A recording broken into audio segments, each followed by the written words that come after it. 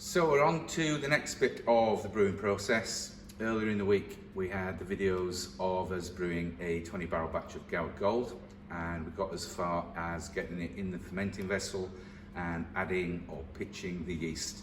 So today we'll just have a quick look at that brew, see how it's behaving in the fermenting vessel, and a brief rundown and description on what fermentation is and what we're looking for in the brewery.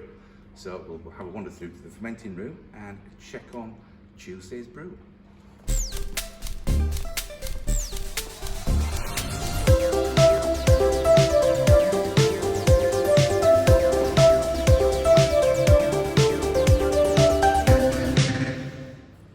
So here we are.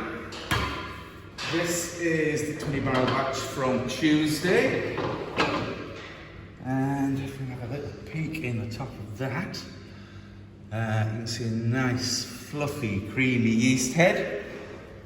So pretty much guaranteed that the yeast is happy in there.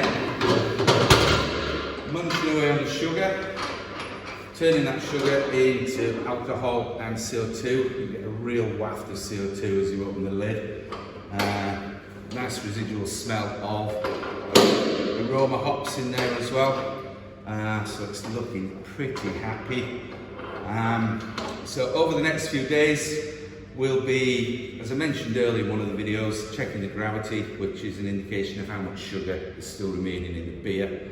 So as the yeast uses up that sugar, the gravity level begins to fall. So it's producing CO2 and alcohol. So as the gravity is falling, consequently the alcohol level is going up. So checking that each day, checking the temperatures as well. Part of the fermentation process, one of the most important bits, is actually controlling the temperature.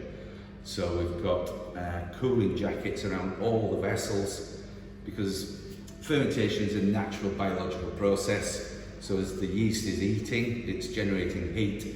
So without being able to control the temperature, the fermentation just gets hotter and hotter. It'll ferment in about a day and a half instead of the 5 to 6 that we want it to ferment in, and it develops all the wrong flavours and the wrong alcohols. So temperature control is absolutely critical when it comes to fermentation. So as we get to the end of fermentation, the yeast is running out of sugar, of food to keep eating and replicating, making more and more yeast cells. So eventually the fermentation will come to a halt. And what happens then is the yeast will gradually settle down to the bottom of the vessel. So this one has come to the end of fermentation. This one's been put on coal. So this is down at 2 degrees C.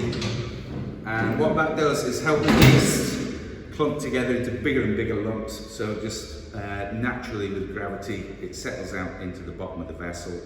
So when we come to empty this, we can leave all that yeast sediment in the bottom and take the clearish beer off the top before it goes through either to cask or through to the bottling and kegging area.